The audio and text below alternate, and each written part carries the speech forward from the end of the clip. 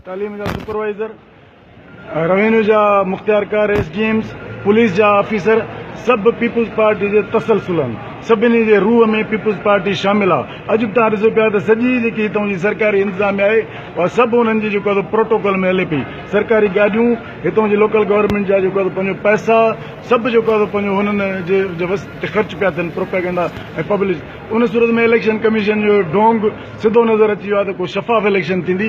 शफ़ाफ़ election थींदे कंहिं सूरत में नज़र नथी अचे, छाकाणि त प्रीपोल रिगिंग जा हींअर ई तव्हां ॾिसो पिया था जेको आहे पंहिंजो हिननि प्रिज़ाइडिंग स्टाफ, पोलिंग स्टाफ तैनात कयो आहे। केरु माण्हू पिया कनि, आरओ साहब खे कहिड़ा माण्हू जेके पंहिंजो लिस्टूं हाणे पिया ॾियनि, उहे साॻिया माण्हू वॾेरनि जे बंगलनि ते वेठा आहिनि, उहे साॻिया माण्हू आरओ जे चैम्बर में वेठा आहिनि। हुनजे लाइ बि असां अदालतुनि में वेंदासीं त हे जेको थिए पियो, असां सम्झूं था त अदालतुनि जो वक़ार मजरू पियो थिए, अदालतुनि जी जेकी जेको हिकिड़ो भरम आहे उहो मजरू पियो थिए, अदालतुनि जो जेको एतमाद आहे उहो माण्हुनि तां खजे पियो।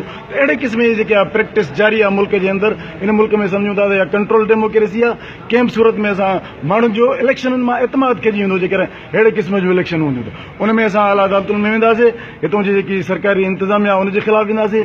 इलेक्शन कमीशन खे बि यादि ॾियारींदासीं जेकॾहिं तव्हां मुल्क जे अंदरि शफ़ाफ़ इलेक्शनूं करणु चाहियो था त ट्रांसपेरेंट जेको स्टाफ आहे हिते जेकी तैनात ऐं मुक़ररी, रेवेन्यू, पुलिस, हेल्थ, एजुकेशन या समूरा उहे माण्हू जेके हितां फौरन हटाया वञनि, जेके तसलसुल आहिनि पीपुल्स पार्टी जो, जेके उन्हनि जे तरफ़ां मुक़ररु थियल आहिनि, जेके मुकमिल तौर ते उन्हनि खे फैसिलिटेट कनि था, उन्हनि जे रूह में पीपुल्स पार्टी शामिल आहे। उन करे अहिड़े क़िस्म जी का बि इलेक्शन असांखे क़बूल न हूंदी जेके जेको आहे पंहिंजो आरओस जी जेकी इलेक्शन इंजीनियर्ड इलेक्शन हुजे ऐं जेको आहे पंहिंजो पीपुल्स पार्टी जे ऑफिसरनि जी इलेक्शन हुजे। इन इलेक्शन में अवाम रद्द करे छॾींदी।